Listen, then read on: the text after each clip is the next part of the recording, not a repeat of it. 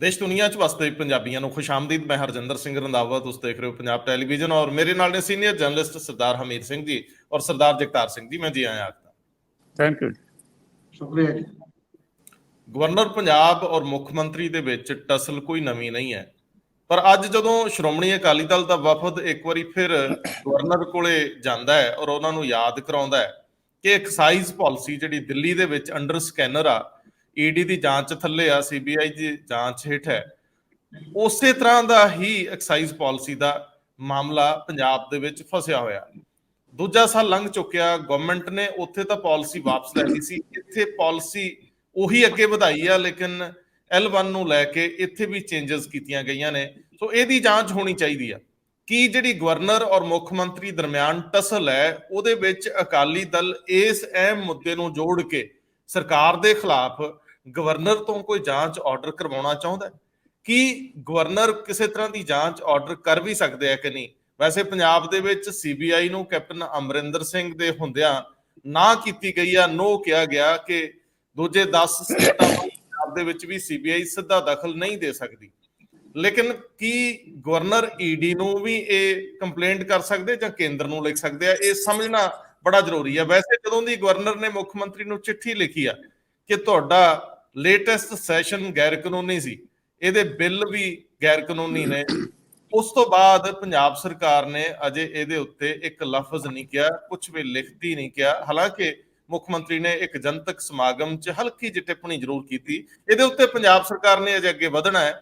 ਅਜੇ ਇਹ ਅਸਮੰਜਸ ਹੈ ਕਿ ਕੀ ਉਹ 4 ਬਿੱਲ, ਅਹਿਮ ਬਿੱਲ, ਉਹ ਉੱਥੇ ਹੀ ਫਸੇ ਹੋਏ ਆ, ਉਹਨਾਂ ਨੂੰ ਕਿਸ ਖਾਤੇ 'ਚ ਰੱਖਣਾ ਹੈ ਉਹਦੇ ਬਾਰੇ ਅਜੇ ਕੁਝ ਪਤਾ ਨਹੀਂ। ਖੈਰ, ਇਹ ਬਹੁਤ ਅਹਿਮ ਮਾਮਲਾ ਹੈ। ਦੂਜਾ ਮਾਮਲਾ ਵੀ ਉਨਾ ਹੀ ਅਹਿਮ ਆ ਕਿ ਪਾਰਟੀਆਂ ਦੇ ਵਿੱਚ ਸਭ ਅੱਛਾ ਨਹੀਂ ਹੈ। ਦੋਨੇ ਪਾਰਟੀਆਂ, ਕਾਂਗਰਸ ਔਰ ਭਾਰਤੀ ਜਨਤਾ ਪਾਰਟੀ ਔਰ ਅਕਾਲੀ ਦਲ, ਤਿੰਨੇ ਪਾਰਟੀਆਂ ਇਹ ਸੰਕਟ ਦੀ ਸਥਿਤੀ ਵਿੱਚੋਂ ਲੰਘ ਰਹੀਆਂ। ਸੁਨੀਲ ਜਾਖੜ ਨੂੰ ਵੀ ਪੁਰਾਣੇ ਭਾਜਪਾਈਆਂ ਦਾ ਜਿੱਥੇ ਸਾਥ ਨਹੀਂ ਮਿਲ ਰਿਹਾ, ਉੱਥੇ ਇਸਤਰੀ ਅਕਾਲੀ ਦਲ ਦੀ ਨਵੀਂ ਬਣਾਈ ਪ੍ਰਧਾਨ ਬੀਬੀ ਹਰਗੋਬਿੰਦ ਕੌਰ ਨੂੰ ਪੁਰਾਣੀਆਂ ਬੀਬੀਆਂ ਦਾ ਸਾਥ ਨਹੀਂ ਮਿਲ ਰਿਹਾ ਔਰ ਪੁਰਾਣੀਆਂ ਬੀਬੀਆਂ ਕੰਪੇਨ ਕਰ ਰਹੀਆਂ।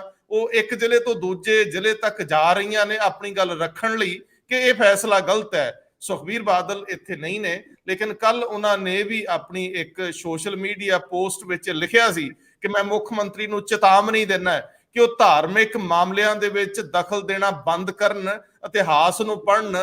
ਇੱਥੇ ਜਿਹਨੇ ਵੀ ਦਖਲ ਦਿੱਤਾ ਉਹਨੂੰ ਮੂੰਹ ਦੀ ਖਾਣੀ ਪਈ ਹੈ। ਇਹ ਸਾਰੇ ਸਵਾਲ ਲੈਨੇ ਆ। ਲੇਕਿਨ ਉਧਰ ਮਾਲਵਿੰਦਰ ਕੰਗ ਨੇ ਵੀ ਕਿਹਾ ਕਿ ਇੱਕ ਟੀਵੀ ਚੈਨਲ ਹੁਣ ਪੰਥ ਹੋ ਗਿਆ। ਮੈਂ ਸਾਰੀਆਂ ਗੱਲਾਂ ਤੋਂ ਅੱਗੇ ਵੱਧਦਾ। ਸਰਦਾਰ ਹਮੀਰ ਸਿੰਘ ਜੀ, ਸਭ ਤੋਂ ਪਹਿਲਾਂ ਮੈਨੂੰ ਇਹ ਦੱਸਿਓ ਕਿ ਜਦੋਂ ਅਕਾਲੀ ਦਲ ਦਾ ਵਫਦ ਗਵਰਨਰ ਕੋਲ ਜਾਂਦਾ ਹੈ, ਉਹਨਾਂ ਦੇ ਏਜੰਡੇ ਤੇ ਸਭ ਤੋਂ ਉੱਪਰ ਐਕਸਾਈਜ਼ ਪਾਲਿਸੀ ਹੈ। ਐਕਸਾਈਜ਼ ਪਾਲਿਸੀ ਦੇ ਮਾਮਲੇ 'ਚ ਇਸ ਟਸਲ ਗਵਰਨਰ ਤੇ ਮੁੱਖ ਮੰਤਰੀ ਦਰਮਿਆਨ ਕੋਈ ਨਵਾਂ ਪੱਤਰ ਨਿਕਲ ਸਕਦਾ?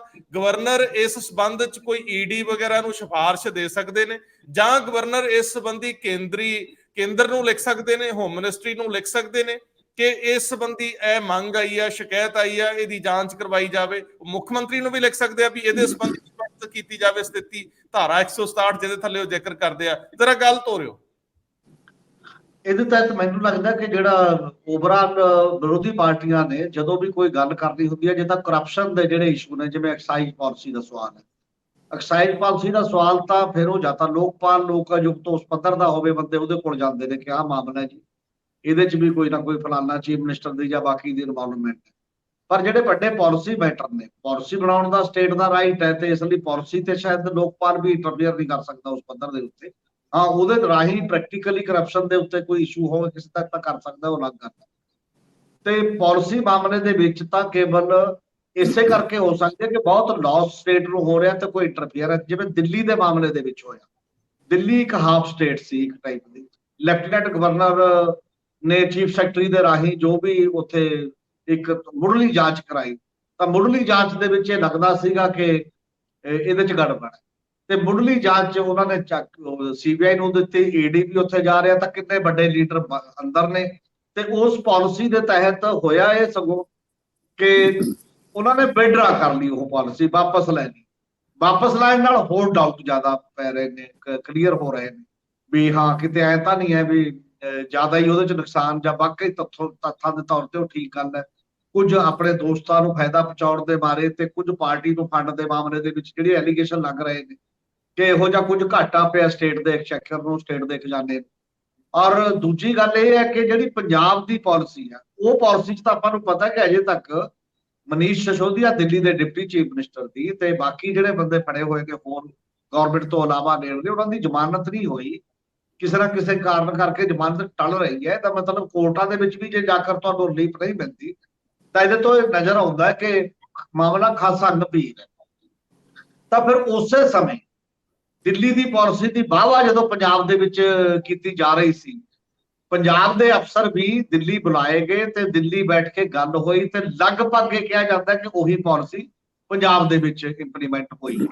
ਔਰ ਇਹਦਾ ਇੱਕ ਵਾਰ ਈਡੀ ਦੀ ਰੇਡ ਹੋਈ ਵੀ ਹੈ ਪੰਜਾਬ ਦੇ ਵਿੱਚ। ਪੰਜਾਬ ਦੇ ਕਈ ਉਸ ਸਮੇਂ ਦੇ ਐਕਸਾਈਜ਼ ਡਿਪਾਰਟਮੈਂਟ ਦੇ ਆਲਾ ਅਫਸਰਾਂ ਦੇ ਪੁੱਛਗਿੱਛ ਵੀ ਹੋਈ, ਕੀ ਹੋਇਆ ਕਿਵੇਂ ਨਹੀਂ ਹੋਇਆ। ਫਿਰ ਵਿੱਚ ਦੀ ਥੋੜਾ ਜਿਹਾ ਮੱਠਾ ਪੈ ਗਿਆ ਸੀ ਕੰਮ।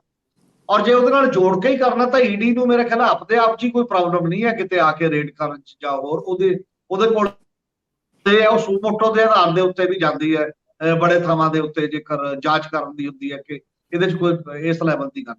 ਹਾਂ, ਸੀਬੀਆਈ ਨੂੰ ਹੋਰਾਂ ਸਟੇਟਾਂ ਨੇ ਵੀ ਤੇ ਪੰਜਾਬ ਨੇ ਵੀ ਬੈਨ ਕੀਤਾ ਹੋਇਆ ਕਿ ਕਿਉਂਕਿ ਬਿਨਾਂ ਸਟੇਟ ਗਵਰਨਮੈਂਟ ਦੀ ਪਰਮਿਸ਼ਨ ਤੋਂ ਸੀਬੀਆਈ ਸਟੇਟ ਦੇ ਵਿੱਚ ਹੁਣ ਉਹ ਨਹੀਂ ਕਰ ਸਕਦੀ, ਮਤਲਬ ਦਖਲ ਨਹੀਂ ਦੇ ਸਕਦੀ।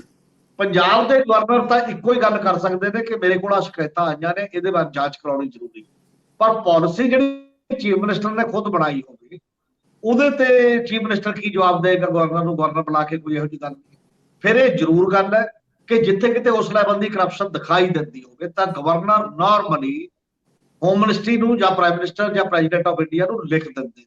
ਕਈ ਗਵਰਨਰਾਂ ਦੇ ਰੌਲੇ ਆਪਾਂ ਦੇਖੇ ਨੇ। ਜਦੋਂ ਸਤਪਾਲ ਮਲਿਕ ਜੰਮੂ ਕਸ਼ਮੀਰ ਦਾ ਲੈਫਟੀਨੈਂਟ ਗਵਰਨਰ ਸੀ ਜਾਂ ਗਵਰਨਰ ਸੀ, ਉਹਨੇ ਕਾਫੀ ਵੱਡੇ ਪੱਧਰ ਤੇ ਉਹ ਕਹਿ ਰਿਹਾ ਸੀ ਮੈਂ ਪ੍ਰਾਈਮ ਮਿਨਿਸਟਰ ਨੂੰ ਦੱਸਿਆ ਇੱਥੇ ਕਿ ਜੋ ਚੀਜ਼ਾਂ ਹੋ ਰਹੀਆਂ ਨੇ, ਪ੍ਰਾਈਮ ਮਿਨਿਸਟਰ ਨੇ ਗੌਰ ਨਹੀਂ ਕੀਤੀ, ਉਹ ਕਰਪਸ਼ਨ ਚੱਲਦੀ ਰਹੀ, ਦਿੱਲੀ ਮਿਲੀ ਹੋਈ ਹੈ ਨਾਲ, ਇਹ ਐਲੀਗੇਸ਼ਨ ਲਾਉਂਦੇ ਰਹੇ।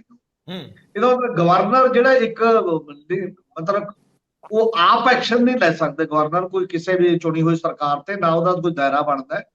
ਰਿਪੋਰਟ ਲਗਾਤਾਰ ਦਿੰਦੇ ਰਹਿਣਾ ਇੱਕ ਅਲੱਗ ਗੱਲ ਹੈ। ਔਰ ਰਿਪੋਰਟ ਜੇਕਰ ਜਾਂਦੀ ਰਹੇ ਤਾਂ ਕਿਸੇ ਨਾ ਕਿਸੇ ਤਰੀਕੇ ਦੇ ਨਾਲ ਜਿਹੜੀਆਂ ਹੋਰ ਏਜੰਸੀਆਂ ਨੇ, ਜੇ ਸੀਬੀਆਈ ਨਹੀਂ ਤਾਂ ਈਡੀ ਹੈ ਜਾਂ ਬਾਕੀ ਦੇ, ਤਾਂ ਉਹਨੂੰ ਗਵਰਨਮੈਂਟ ਆਫ ਇੰਡੀਆ ਦਾ ਇਸ਼ਾਰਾ ਹੋ ਜੇ ਤਾਂ ਉਹ ਲਾਜ਼ਮੀ ਹੈ ਉਹ ਏਜੰਸੀਆਂ ਵੀ ਜਾਂਦੀਆਂ ਨੇ ਸਟੇਟਾਂ ਦੇ ਵਿੱਚ, ਆਪਣੇ ਆਪ ਜਾ ਕੇ ਉਸ ਲੈਵਲ ਤੇ ਕੰਮ ਕਰਦੀਆਂ ਨੇ ਤੇ ਆਪਣੇ ਆਪ ਅੱਗੇ ਇੱਕ ਪਰਚਾ ਦਰਜ ਹੋਣਾ ਹੁੰਦਾ, ਅੱਗੇ ਫਿਰ ਇਨਵੈਸਟੀਗੇਸ਼ਨ ਕੌਣ ਕਰਦਾ ਕੌਣ ਨਹੀਂ ਉਹ ਅਲੱਗ ਗੱਲ ਹੈ ਉਸ ਲੈਵਲ ਦੇ ਉੱਤੇ ਪੈਂਦੀ ਹੈ। ਪਹਿਲਾਂ ਪ੍ਰਾਈਮਾ ਫੇਸੀ ਇਹ ਕਲੀਅਰ ਹੋਣਾ ਹੁੰਦਾ। ਔਰ ਇਸੇ ਕਰਕੇ ਨਾਮ ਕਈ ਬੰਦਿਆਂ ਦੇ ਉਹਦੇ ਚ ਆਉਂਦੇ ਨੇ, ਜਿਵੇਂ ਦਿੱਲੀ ਵਾਲੀ ਦੇ ਨਾਲ ਹੀ ਤੇ ਪੰਜਾਬ, ਜੇ ਉਹਦੇ ਚ ਕਹਿੰਦਾ ਨਾ ਰਾਘਵ ਚੱਡੇ ਦਾ ਨਾਮ ਵੀ ਚਲਾਨ ਚ ਆ ਗਿਆ ਜੀ, ਇਸੇ ਤਰ੍ਹਾਂ ਬਾਕੀ ਦੇ ਬੰਦਿਆਂ ਦੇ ਨਾਮ ਚਲਾਨ ਚ ਆ ਗਏ। ਫਿਰ ਕੱਲਾ ਇਹਨਾਂ ਨੇ ਨਹੀਂ ਕਿਹਾ ਹੋਇਆ, ਬੀਜੇਪੀ ਦੇ ਆਗੂ ਜਿਹੜੇ ਨੇ ਮਨਜਿੰਦਰ ਸਿੰਘ ਸਰਸਾ, ਉਹਨੇ ਵੀ ਇੱਕ ਕੰਪਲੇਂਟ ਦਿੱਤੀ ਹੋਈ ਆ ਆਲਰੇਡੀ ਇਹਨਾਂ ਨੂੰ। ਉਹ ਕੰਪਲੇਂਟ ਦੇ ਵਿੱਚ ਵੀ ਨਾਮ ਵੀ ਲਿਖੇ ਹੋਏ ਨੇ ਸਾਰਿਆਂ ਦੇ ਜਿਹੜੇ ਪੰਜਾਬ ਦੇ ਅਫਸਰ ਨੇ ਵੱਖ-ਵੱਖ ਜਿਨ੍ਹਾਂ ਦਾ ਉਸ ਪਾਲਿਸੀ ਦੇ ਨਾਲ ਹੈ। ਔਰ ਉਹਨਾਂ ਨੇ ਟਾਈਮਿੰਗ ਤੋਂ ਲੈ ਕੇ ਬਾਕੀ ਚੀਜ਼ਾਂ ਲਿਖੀਆਂ ਨੇ, ਹਾਜ਼ਰੀ ਦਿੱਲੀ ਦੇ ਵਿੱਚ ਹੋਈ ਜਿਹੜੀ ਉੱਥੇ ਘਰ ਮੀਟਿੰਗ ਤੇ ਉਹਦੇ ਚ ਕੌਣ ਸੀ, ਕਿਵੇਂ ਉਹਨਾਂ ਦੀ ਇਨਵੋਲਵਮੈਂਟ ਹੈ, ਕਿੰਨਾ ਲਾਸ ਹੋਏਗਾ। ਇੱਕ ਉਹ ਚੀਜ਼ ਵੀ ਹੈ ਸ਼ਿਕਾਇਤ ਤੋਂ ਪਹਿਲਾਂ ਵੀ ਆਲਰੇਡੀ ਪਈ ਹੋਈ ਹੈ, ਜਿੱਥੇ ਡਰ ਲਗਾਤਾਰ ਬਣਿਆ ਹੋਇਆ ਪੰਜਾਬ ਦੀ ਸਰਕਾਰ ਨੂੰ ਕਿਸੇ ਨਾ ਕਿਸੇ ਰੂਪ ਦੇ ਵਿੱਚ ਕਿ ਉਹ ਪਾਲਿਸੀ ਵੀ ਜੇ। ਫਿਰ ਇੱਕ ਗੱਲ ਇੱਥੇ ਵੀ ਉਹ ਐਮੀਕੇਬਲੀ ਬਾਅਦ ਚ ਕਿਵੇਂ ਨਜਿੱਠੀ ਉਹ ਲੱਗ ਹੈ, ਮਾਮਲਾ ਹਾਈ ਕੋਰਟ ਵੀ ਗਿਆ। ਜਿਹੜੇ ਛੋਟੇ ਠੇਕੇਦਾਰ ਸੀਗੇ ਪੰਜਾਬ ਦੇ ਉਹ ਲਗਾਤਾਰ ਸਟਰਗਲ ਵੀ ਕਰਦੇ ਰਹੇ ਕਿ ਸਾਨੂੰ ਤਾਂ ਕੱਢ ਹੀ ਦਿੱਤਾ ਗਿਆ ਵਿੱਚੋਂ, ਸਾਨੂੰ ਕਿਉਂ ਨਹੀਂ ਵਿੱਚ ਹਿੱਸੇਦਾਰ ਉਸ ਲੈਵਲ ਤੇ ਬਣਾਇਆ ਗਿਆ। ਇਹਦੇ ਤੇ ਸਵਾਲ ਤਾਂ ਲਗਾਤਾਰ ਉੱਠ ਰਹੇ ਨੇ ਔਰ ਸਭ ਦੇ ਸਾਹਮਣੇ ਗੱਲ ਉਸ ਲੈਵਲ ਤੇ। ਪਰ ਇੱਕੋ ਹੀ ਗੱਲ ਹੈ ਪੰਜਾਬ ਦੇ ਵਿੱਚ, ਮਤਲਬ ਹੁਣ ਇਹ ਗਵਰਨਰ ਨੂੰ ਚਿੱਠੀ ਦੇ ਆਉਂਦੇ, ਗਵਰਨਰ ਚਿੱਠੀ ਦੇ ਕੇ ਕੀ ਕਰੂ? ਜੇ ਤੁਹਾਨੂੰ ਵਾਕਈ ਲੱਗਦਾ ਹੈ ਕਿ ਐਡਾ ਵੱਡਾ ਸਕੈਂਡਲ ਹੋਇਆ ਹੈ ਪੰਜਾਬ ਦੇ ਵਿੱਚ, ਕੋਈ ਗੱਲ ਇਸ ਲੈਵਲ ਦੀ ਹੋਊਗੀ, ਗੜਬੜ ਹੋਊਗੀ, ਤਾਂ ਉਹਦੇ ਚ ਪਾਰਟੀਆਂ ਵਾਲਾ ਰੌ ਨਹੀਂ ਨਜ਼ਰ ਆਉਂਦਾ। ਕਿਤੇ ਕੋਈ ਧਰਨਾ, ਕਿਤੇ ਕੋਈ ਮੁਜ਼ਾਹਰਾ, ਕਿਤੇ ਕੋਈ ਗ੍ਰਿਫਤਾਰੀਆਂ, ਕਿਤੇ ਕੋਈ ਮੋਰਚੇ। ਮੂਵਮੈਂਟ ਕੰਸਿਸਟੈਂਟਲੀ ਉਠਾਈ ਜਾਏਗੀ, ਦਬਾਅ ਸਰਕਾਰ ਤੇ ਤਾਂ ਪੈਂਦਾ, ਉਹਦੀ ਗੈਰ ਹਾਜ਼ਰੀ ਹੈ। 6-6 ਮਹੀਨੇ ਬਾਅਦ ਇੱਕ ਮੰਗ ਪੱਤਰ, 6-6 ਮਹੀਨੇ ਬਾਅਦ ਇੱਕ ਮੰਗ ਪੱਤਰ, ਠੀਕ ਹੈ, ਉਹਦੀ ਟੋਕਨ ਤੇ ਸਿੰਬੋਲਿਕ ਵੈਲਿਊ ਹੁੰਦੀ ਹੈ ਪਰ ਉਹਦੀ ਰੀਅਲ ਵੈਲਿਊ ਉਸ ਪੱਧਰ ਦੇ ਉੱਤੇ ਨਹੀਂ। ਜੀ, ਤੁਸੀਂ ਠੀਕ ਕਹਿ ਰਹੇ ਹੋ। ਮੈਂ ਨਾਲ ਦੀ ਨਾਲ ਹੀ ਆਪਣੇ ਫੋਨ ਤੇ ਰਿਕਾਰਡ ਚੋਂ, WhatsApp ਰਿਕਾਰਡ ਚੋਂ ਦੇਖ ਰਿਹਾ ਸੀ ਮਨਜਿੰਦਰ ਸਿਰਸਾ ਵੱਲੋਂ ਜਿਹੜੀ ਸ਼ਿਕਾਇਤ ਕੀਤੀ ਗਈ ਸੀ, ਉਹਦੇ ਵਿੱਚ ਉਹਨਾਂ ਨੇ ਉਦੋਂ ਇਲਜ਼ਾਮ ਲਾਇਆ ਸੀਗਾ ਕਿ ਸੇਮ ਐਕਸਾਈਜ਼ ਪਾਲਿਸੀ ਪੰਜਾਬ ਦੇ ਵਿੱਚ ਅੱਗੇ ਵਧਾਈ ਗਈ ਹੈ ਔਰ ਜਿਹੜੇ ਥੋਕ ਦੇ ਡੀਲਰ ਹੈ ਉਹ ਬਹੁਤ ਥੋੜੇ ਔਰ ਖਾਸ ਤੌਰ ਤੇ ਉਹੀ ਕੰਪਨੀਆਂ ਜਿਨ੍ਹਾਂ ਦੇ ਵਿੱਚੋਂ ਕੁਝ ਇੱਕ ਜਿਹੜੇ ਹੁਣ ਈਡੀ ਦੇ ਰਡਾਰ ਤੇ ਵੀ ਸੀਗੇ ਔਰ ਉਹਨਾਂ ਨੂੰ ਅੰਦਰ ਵੀ ਜਾਣਾ ਪਿਆ, ਜਿਨ੍ਹਾਂ ਦੇ ਵਿੱਚ ਬ੍ਰਿੰਡਕੋ ਦਾ ਜ਼ਿਕਰ ਆਇਆ, ਜਿਹਦੇ ਵਿੱਚ ਢੱਲ ਦਾ ਜ਼ਿਕਰ ਆਇਆ। ਇਹ ਸਾਰੇ ਨਾਂ ਐਸੇ ਨੇ ਜਿਨ੍ਹਾਂ ਦਾ ਪੰਜਾਬ ਔਰ ਦਿੱਲੀ ਦੀ ਐਕਸਾਈਜ਼ ਪਾਲਿਸੀ ਦੇ ਵਿੱਚ ਸਮਾਨਾਂਤਰ ਨਾਂ ਬੋਲਦਾ ਰਿਹਾ। ਹੁਣ ਕਿਉਂਕਿ ਇਹ ਮਾਮਲਾ ਠੰਡਾ ਪਿਆ ਹੋਇਆ ਸੀ, ਸਾਲ ਵੀ ਸਰਦਾਰ ਜਗਤਾਰ ਸਿੰਘ ਜੀ ਦੂਜਾ ਆ ਚੁੱਕਿਆ, ਉਹ ਜਿਹੜੀ ਪਾਲਿਸੀ ਸੀ ਉਹ ਪਿਛਲੇ ਸਾਲ ਦੀ ਸੀ, ਉਸ ਤੋਂ ਬਾਅਦ 1 ਅਪ੍ਰੈਲ ਤੋਂ ਨਵੀਂ ਪਾਲਿਸੀ ਆ ਗਈ। L1 ਲਾਇਸੈਂਸ ਦੇ ਵਿੱਚ ਹੁਣ ਬੰਦਿਆਂ ਦੀ ਗਿਣਤੀ ਵੀ ਜ਼ਿਆਦਾ ਵੱਧ ਗਈ, ਪਿਛਲੀ ਵਾਰੀ ਸ਼ਾਇਦ 7 ਲੋਕ ਸੀ, ਇਸ ਵਾਰੀ ਕਾਫੀ ਵੱਡੀ ਗਿਣਤੀ 'ਚ ਨੇ, ਔਰ ਇਸ ਵਾਰੀ ਰੈਵਨਿਊ ਵੀ ਜ਼ਿਆਦਾ ਉਤੋਂ ਆ ਰਿਹਾ, ਜਿਵੇਂ ਅਕਾਲੀ ਦਲ ਨੇ ਵੀ ਇਲਜ਼ਾਮ ਲਾਇਆ। ਅਕਾਲੀ ਦਲ ਦਾ ਇਸ ਵੇਲੇ ਉਸ ਮੁੱਦੇ ਨੂੰ, ਦੱਬੇ ਮੁੱਦੇ ਨੂੰ ਚੱਕ ਕੇ ਸਾਹਮਣੇ ਰੱਖਣਾ, ਕੀ ਸਰਕਾਰ ਨੂੰ ਪੰਗੇ 'ਚ ਪਾਉਣ ਲਈ, ਅਸਥਿਰ ਕਰਨ ਲਈ, ਜਾਂਚ ਦੇ ਸਾਹਮਣੇ ਲਿਆਉਣ ਲਈ, ਜੇ ਇਸ ਤਰ੍ਹਾਂ ਹੁੰਦਾ, ਜੇ ਕੇਂਦਰ ਚਾਹੁੰਦਾ ਹੈ, ਜੇ ਇਹਦੇ ਵਿੱਚ ਗਵਰਨਰ ਅੱਗੇ ਗੱਲ ਨੂੰ ਵਧਾ ਦਿੰਦੇ ਆ, ਤਾਂ ਫਿਰ ਕੁਦਰਤੀ ਜਾਂਚਾਂ ਦੇ ਵਿੱਚ ਅਧਿਕਾਰੀ ਵੀ ਪਰੇਸ਼ਾਨ ਹੁੰਦੇ ਆ, ਸੰਬੰਧਿਤ ਮੰਤਰੀ ਨੂੰ ਵੀ ਪਰੇਸ਼ਾਨੀ ਰਹਿੰਦੀ ਆ। ਇਹ ਸਾਰੀਆਂ ਗੱਲਾਂ ਉਂਝ ਵੈਸੇ ਦੋ ਰਾਏ ਨਹੀਂ ਕਿ ਕਿਸੇ ਵੀ ਚੁਣੀ ਹੋਈ ਸਰਕਾਰ ਦਾ ਅਖਤਿਆਰ ਹੈ ਕਿ ਉਹ ਆਪਣੀ ਪਾਲਿਸੀ ਕਿਸੇ ਵੀ ਮਾਮਲੇ 'ਚ ਬਣਾਵੇ, ਪਾਲਿਸੀ ਉਹਦਾ ਹੱਕ ਹੈ, ਅਖਤਿਆਰ ਹੈ, ਲੇਕਿਨ ਇੰਪਲੀਮੈਂਟੇਸ਼ਨ ਮੌਕੇ ਜੇ ਉਹਦੇ 'ਚ ਕੋਈ ਕਮੀਆਂ ਨੇ, ਕੋਈ ਬੇਨਿਯਮੀਆਂ ਨੇ, ਕੋਈ ਝੋਲ ਨੇ, ਉਹਦੀ ਜਾਂਚ ਹੋ ਸਕਦੀ ਹੁੰਦੀ ਆ। ਸੋ ਇਹ ਦੋਨੇ ਚੀਜ਼ਾਂ ਬੜੀਆਂ ਇਸ ਮੌਕੇ ਤੇ ਟਾਈਮਿੰਗ ਦੇ ਨਜ਼ਰੀਏ ਤੋਂ ਬੜੀਆਂ ਅਹਿਮ ਨੇ। ਅਕਾਲੀ ਦਲ ਨੇ ਮੁੱਦਾ, ਹੋਰ ਵੀ ਮੁੱਦੇ ਉਠਾਏ ਆ, ਅਹਿਮ ਮੁੱਦੇ ਉਠਾਏ ਆ। ਉਹਨਾਂ ਨੇ ਇੱਕ ਹੋਰ ਮੁੱਦਾ, ਜਿਹੜਾ ਮੁੱਦਾ 10 ਏਕੜ ਜ਼ਮੀਨ ਦੇਣ ਦਾ ਹਰਿਆਣੇ ਨੂੰ ਚੰਡੀਗੜ੍ਹ ਦੇ ਵਿੱਚ, ਉਹ ਵੀ ਗਵਰਨਰ ਕੋਲ ਰੱਖਿਆ ਕਿ ਤੁਸੀਂ ਇਹਦੇ ਵਿੱਚ ਇਨਸਾਫ ਕਰੋ, ਇਹ ਨਹੀਂ ਦਿਓ। ਔਰ ਮਾਮਲਾ ਕਾਰਪੋਰੇਸ਼ਨ ਵੱਲੋਂ ਜਿਹੜੇ ਬਾਹਰਲੇ ਚੰਡੀਗੜ੍ਹ ਜਾਂ ਟਰਾਈ ਸਿਟੀ ਤੋਂ ਬਾਹਰਲੇ ਵਹੀਕਲ ਆ, ਉਹਨਾਂ ਤੋਂ ਡਬਲ ਪੈਸੇ ਲੈਣ ਦਾ, ਮਤਲਬ ਪੰਜਾਬ ਨੂੰ ਆਪਣੀ ਰਾਜਧਾਨੀ 'ਚ ਬਗਾਨਾ ਕਰ ਦੇਣ ਵਰਗਾ ਅਹਿਸਾਸ, ਉਹ ਵੀ ਮਾਮਲਾ ਉਠਾਇਆ। ਪਰ ਇਹਦੇ ਨਾਲ ਨਾਲ ਇਹ ਵੀ ਮਾਮਲਾ ਬੜਾ ਅਹਿਮ ਆ ਕਿ ਕੀ ਗਵਰਨਰ ਮੁੱਖ ਮੰਤਰੀ ਨਾਲ ਚੱਲ ਰਹੀ ਟਸਲ ਨੂੰ ਕੰਟੀਨਿਊ ਕਰਨ ਲਈ ਇਹਨਾਂ ਸ਼ਿਕਾਇਤਾਂ ਨੂੰ ਆਧਾਰ ਬਣਾਉਣਾ ਚਾਹਣਗੇ, ਇਹਨਾਂ ਨੂੰ ਢਾਲ ਬਣਾਉਣਾ ਚਾਹਣਗੇ ਸਰਦਾਰ ਜਗਤਾਰ ਸਿੰਘ? ਆਮ ਆਦਮੀ ਪਾਰਟੀ ਪੰਜਾਬ ਵਿੱਚ ਇਨਕਲਾਬੀ ਮੁਹਾਵਰਾ ਵਰਤ ਕੇ ਸੱਤਾ 'ਚ ਆਈ ਸੀ, ਇਸ ਕਰਕੇ ਇਹ ਆਮ ਜਿਹੜੀਆਂ ਸਿਆਸੀ ਪਾਰਟੀਆਂ ਉਹਨਾਂ ਤੋਂ ਇਹਨਾਂ ਦਾ ਮੁਹਾਂਦਰਾ ਵੱਖਰਾ ਸੀਗਾ। ਫਿਰ ਪਤਾ ਲੱਗਦਾ ਹੁੰਦਾ ਜਦੋਂ ਪਾਰਟੀ ਪਾਵਰ 'ਚ ਆ ਜਾਏ ਕਿ ਉਹ ਜਦੋਂ ਸਿਸਟਮ ਟੇਕ ਓਵਰ ਕਰਦਾ ਹੈ ਕਿ ਉਹ ਪਾਰਟੀ ਕਿਵੇਂ ਬਿਹੇਵ ਕਰੇਗੀ। ਸੱਤਾ 'ਚ ਆਉਣ ਤੋਂ ਪਹਿਲਾਂ ਪੋਲੀਟੀਕਲ ਜਿਹੜਾ ਈਡੀਅਮ ਹੁੰਦਾ ਹੈ ਉਹ ਹੋਰ ਹੁੰਦਾ ਹੈ, ਤੇ ਜਦੋਂ ਉਹ ਪਾਰਟੀ ਪਾਵਰ 'ਚ ਆਉਂਦੀ ਹੈ ਫਿਰ ਇੱਕ ਸਿਸਟਮ ਟੇਕ ਓਵਰ ਕਰ ਲੈਂਦਾ ਜੀ। ਉਹਦੇ 'ਚ ਫਿਰ ਲੀਡਰ ਨੇ ਕਿਵੇਂ ਬਿਹੇਵ ਕਰਨਾ ਉਹ ਵੱਖਰੀ ਗੱਲ ਹੈਗੀ ਹੈ। ਮੈਂ ਅੱਜ ਵੀ ਦੇਖ ਰਿਹਾ ਸੀ ਇੱਕ ਵੀਡੀਓ ਭਗਵੰਤ ਮਾਨ ਹੋਰਾਂ ਦੀ, ਮਨਪ੍ਰੀਤ ਬਾਦਲ ਨੇ ਸ਼ੇਅਰ ਕੀਤੀ, ਜਦੋਂ ਉਹਨਾਂ ਦੇ ਨਾਲ ਹੁੰਦੇ ਸੀਗੇ ਕਿ ਅਸੀਂ ਉਹ ਸਰਕਾਰ ਦਿਆਂਗੇ ਜਦੋਂ CM ਸਿਲੰਡਰ ਲੈਣ ਲਈ ਲਾਈਨ 'ਚ ਖੜਾ ਹੋਏਗਾ ਤੇ ਕੋਈ ਉਹਦੇ ਨਾਲ ਫੋਟੋ ਖਿਚਾਉਣ ਦੀ ਗੱਲ ਨਹੀਂ ਕਰੇਗਾ, ਕਿ ਆਮ ਆਦਮੀ ਦੀ ਗੱਲ। ਸੋ ਇੱਕ ਈਡੀਅਮ ਹੁੰਦਾ ਹੈ, ਮੋਦੀ ਜੀ ਨੇ ਬੜੇ ਈਡੀਅਮ ਵਰਤੇ ਪਹਿਲਾਂ, ਉਹ ਮੁੜ ਕੇ ਭੁੱਲ ਹੀ ਗਏ। ਚਲੋ ਮੋਦੀ ਜੀ ਤਾਂ ਹੁਣ ਕਿਸੇ ਨੂੰ ਮੌਕਾ ਨਹੀਂ ਦਿੰਦੇ ਕੋਈ ਉਹਨਾਂ ਨੂੰ ਕੁਐਸਚਨ ਵੀ ਕਰ ਸਕੇ ਕਿ ਜੋ ਕੁਛ ਉਹ ਗੱਲਾਂ ਕਰਦੇ ਰਹੇ ਉਹ ਪੂਰੀਆਂ ਹੋਈਆਂ ਕਿ ਨਹੀਂ। ਆਪਾਂ ਪੰਜਾਬ ਦੀ ਗੱਲ ਕਰਦੇ ਹਾਂ, ਇੱਕ ਈਡੀਅਮ ਹੁੰਦਾ, ਲੇਕਿਨ ਜਿਹੜੀ ਸਰਕਾਰ ਕਹਿੰਦੀ ਹੈ ਕਿ ਅਸੀਂ ਕੱਟੜੇ ਇਮਾਨਦਾਰ ਹੈ, ਉਹਦੇ ਵਾਸਤੇ ਟਰਾਂਸਪੇਰੈਂਸੀ ਬਹੁਤ ਜ਼ਰੂਰੀ ਹੈ। ਇਹ ਵੀ ਫੈਕਟ ਹੈ ਕਿ ਜਿਵੇਂ Harpal Cheema exercise minister claim ਕਰਦੇ ਹੈ ਕਿ ਸਾਡਾ ਐਕਸਾਈਜ਼ ਰੈਵਨਿਊ ਪਿਛਲੇ ਸਾਲ ਦੇ ਮੁਕਾਬਲੇ ਵਧਿਆ ਹੈ, ਉਸ ਤੋਂ ਪਹਿਲਾਂ ਦੇ ਮੁਕਾਬਲੇ ਵਧਿਆ ਹੈ। ਇਹ ਵੀ ਇੱਕ ਆਸਪੈਕਟ ਸਾਰੀ ਗੱਲ ਦਾ ਹੈਗਾ। ਗੱਲ ਤਾਂ ਇਹ ਹੈ ਕਿ ਇਹਨਾਂ ਨੇ ਹੁਣ ਫਿਰ ਇਨਕੁਆਇਰੀ ਦੀ ਮੰਗ ਕੀਤੀ ਹੈ। ਦਿੱਲੀ ਦੇ ਵਿੱਚ ਐਗਜ਼ੈਕਟਲੀ ਇਹ ਪਾਲਿਸੀ ਸੀਗੀ, ਉਹਦੇ ਹੁਣ ਸਭ ਦੇ ਸਾਹਮਣੇ ਜੇ ਉੱਥੇ ਹਸ਼ਰ ਹੋਇਆ ਸੀਗਾ। ਪੰਜਾਬ ਦੇ ਵਿੱਚ ਇਨੀਸ਼ੀਅਲੀ ਲੱਗਦਾ ਸੀ ਕਿ ਈਡੀ ਵਾਲੇ ਅੱਗੇ ਗੱਲ ਤੋਰ ਰਹੇ, ਇੱਕ ਸਟੇਜ ਤੱਕ ਇਨਕੁਆਇਰੀਆਂ ਕਰ ਕਰਕੇ ਉਸ ਤੋਂ ਬਾਅਦ ਹੁਣ ਬਿਲਕੁਲ ਕੋਈ ਐਕਟੀਵਿਟੀ ਅੱਗੇ ਨਜ਼ਰ ਨਹੀਂ ਆ ਰਹੀ। ਜੇ ਸਡਨਲੀ ਕੋਈ ਗੱਲ ਕੱਢ ਲੈਣ ਤਾਂ ਗੱਲ ਵੱਖਰੀ ਹੈ। ਇਹ ਅੱਗੇ ਡਿਪੈਂਡ, ਗਵਰਨਰ ਦਾ ਇਹਦੇ 'ਚ ਕੋਈ ਰੋਲ ਨਹੀਂ ਹੈ ਬਹੁਤਾ। ਗਵਰਨਰ ਸਿੰਪਲ ਇੱਕ ਤੁਸੀਂ ਕਹਿ ਲਓ ਈਡੀਐਮ ਦੇ ਵਿੱਚ ਕਿ ਸੈਂਟਰ ਤੇ ਸਟੇਟ ਗਵਰਨਮੈਂਟ ਦੇ ਵਿੱਚ ਰਾਜ ਭਵਨ ਇੱਕ ਪੋਸਟ ਆਫਿਸ ਹੁੰਦਾ ਹੈ। ਗਵਰਨਰ ਨੇ ਆਪਣੀ ਮੰਥਲੀ ਰਿਪੋਰਟ ਸਰਕਾਰ ਦੇ ਬਾਰੇ ਭੇਜਣੀ ਹੁੰਦੀ ਹੈ ਸੈਂਟਰ ਨੂੰ। ਇੱਕ ਤਾਂ ਉਹ ਹੈ, ਜੇ ਕਿਸੇ ਖਾਸ ਸਿਚੁਏਸ਼ਨ ਦੇ ਵਿੱਚ ਕੋਈ ਖਾਸ ਰਿਪੋਰਟ ਹੋਣੀ ਹੋਵੇ ਤੇ ਉਹ ਗਵਰਨਰ ਕਰ ਦਿੰਦਾ ਹੈ, ਲੇਕਿਨ ਗਵਰਨਰ ਕੋਲ ਐਕਟ ਕਰਨ ਦਾ ਆਪਣੇ ਆਪ ਕੋਈ ਰਾਈਟ ਨਹੀਂ, ਰਿਕਮੈਂਡ ਕਰ ਸਕਦਾ, ਇਸ ਤੋਂ ਬਾਅਦ ਕੁਝ ਨਹੀਂ। ਸੋ ਜਿਹੜੇ ਇਹ ਪੋਜੀਸ਼ਨ ਵੀ ਬੜੀ ਪੰਜਾਬ ਦੀ ਕਮਾਲ ਦੀ ਹੋਈ ਵੀ ਹੈ ਨਾ, ਇਹ ਰਾਜ ਭਵਨ ਤੱਕ ਇਹਨਾਂ ਦੀ ਐਕਟੀਵਿਟੀ ਮਹਿਦੂਦ ਹੈ ਜੀ। ਘਰੋਂ ਉੱਠਦੇ ਆ, ਰਾਜ ਭਵਨ ਜਾਂਦੇ ਆ, ਉੱਥੇ ਗਵਰਨਰ ਨੂੰ ਮੈਮੋਰੰਡਮ ਦੇ ਕੇ ਆ ਜਾਂਦੇ, ਬਾਹਰ ਆ ਕੇ ਫੋਟੋ ਖਿਚਾ ਲੈਂਦੇ ਆ, ਬਾਹਰ ਜਰਨਲਿਸਟ ਖੜੇ ਹੁੰਦੇ ਆ ਗੇਟ ਤੇ, ਉੱਥੇ ਫੋਟੋ ਚੰਗੀ ਬਣ ਜਾਂਦੀ ਹੈ। ਜੇ ਇਹਨਾਂ ਦੀਆਂ ਗੱਲਾਂ ਦੇ ਵਿੱਚ ਕੋਈ ਦਮ ਹੈ, ਇਹ ਲੋਕਾਂ ਦੇ ਵਿੱਚ ਕਿਉਂ ਨਹੀਂ ਜਾਂਦੇ?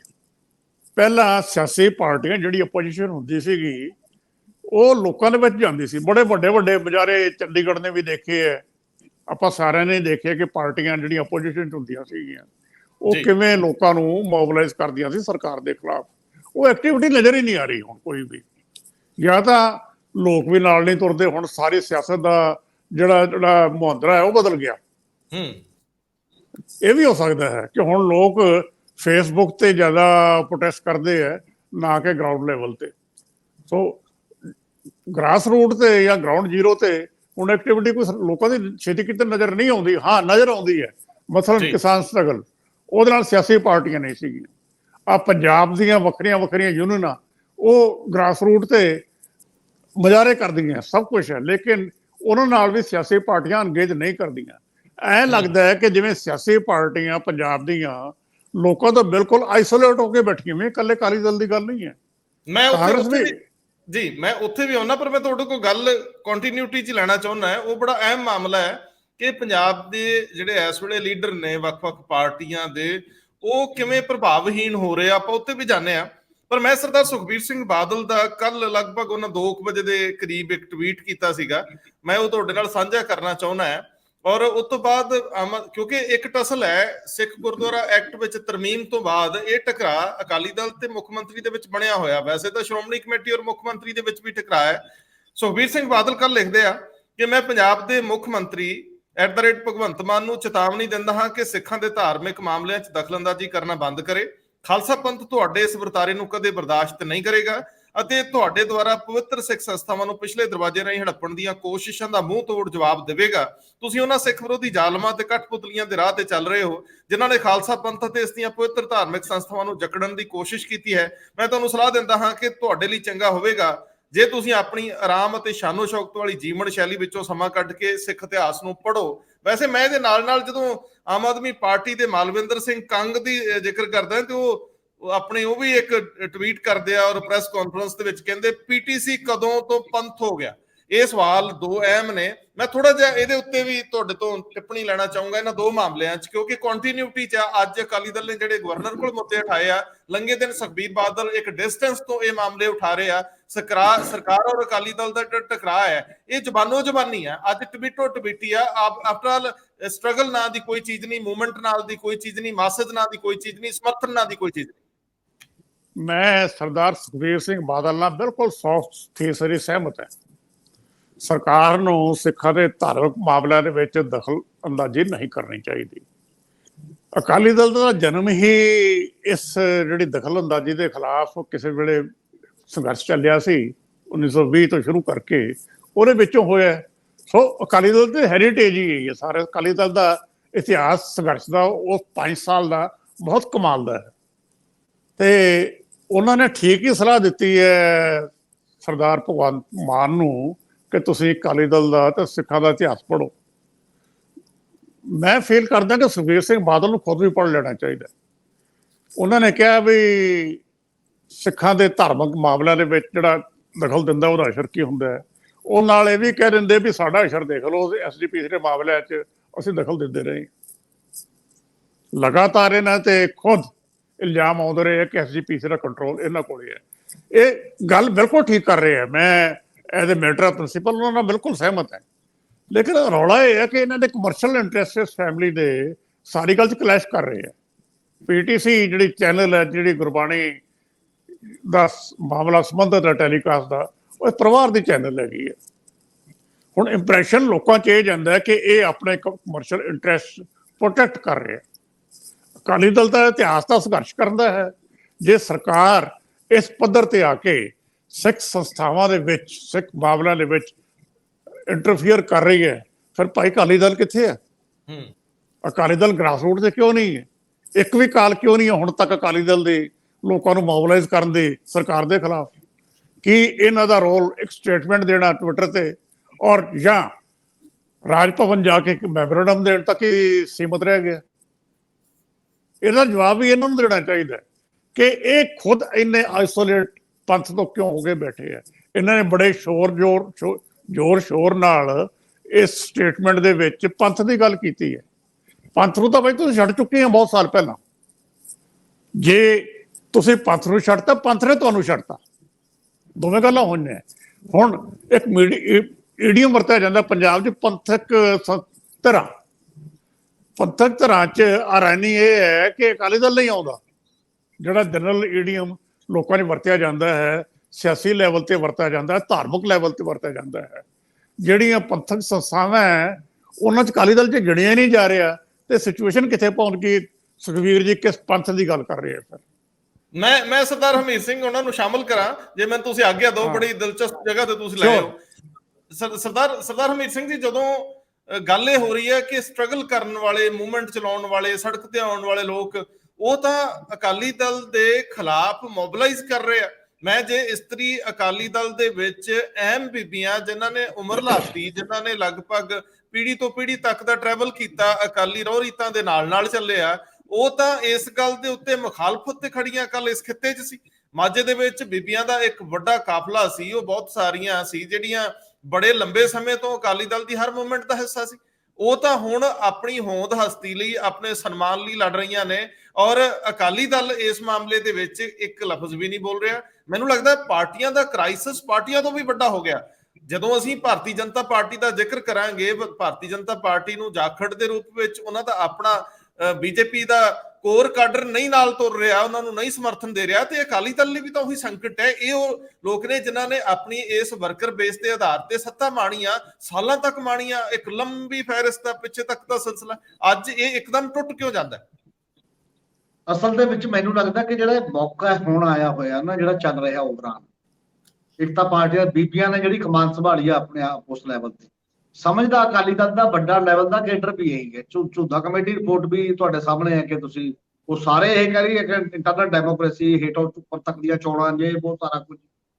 ਪਰ ਜਿਹੜੇ ਮੇਨ ਮੈਂਬਰ ਨੇ, ਵੱਡੇ ਲੀਡਰ ਜਿਨ੍ਹਾਂ ਦੇ ਕਲਗੀਆਂ ਲੱਗੀਆਂ ਹੋਈਆਂ ਨੇ, ਉਹਨਾਂ 'ਚ ਅੰਦਰੋਂ ਮੋਰਲ ਜਾਨ ਨਹੀਂ ਰਹੀ। ਇਖਲਾਕੀ ਤਾਕਤ ਇੱਕ ਹੁੰਦੀ ਹੈ ਅੰਦਰ, ਜਿਹੜੀ ਤੁਹਾਨੂੰ ਸੱਚ ਬੋਲਣ ਲਈ, ਕਿਤੇ ਵੀ ਕਹਿਣ ਲਈ ਜਿਹੜੀ ਤਾਕਤ ਚਾਹੀਦੀ ਹੁੰਦੀ ਹੈ ਮੋਰੈਲਿਟੀ ਦੀ, ਉਹ ਗਵਾ ਚੁੱਕੇ ਆ ਅੰਦਰੋਂ। ਜਿਹੜਾ ਉਹਨੂੰ ਡਰ ਹੈ, ਡਰ ਦੇ ਤੌਰ ਤੇ ਇਹ ਹੈ ਕਿ ਜੇ ਮੈਂ ਇਹ ਕਿਹਾ ਮੇਰੀ ਟਿਕਟ ਨਾ ਕੱਟੀ ਜਾਵੇ, ਡਰ ਮੈਨੂੰ ਕੋਈ ਅਹੁਦੇਦਾਰ ਨਹੀਂ ਬਣਾਉਣਾ, ਮੈਨੂੰ ਕਿਤੇ ਆ ਨਹੀਂ ਕਰਨਾ।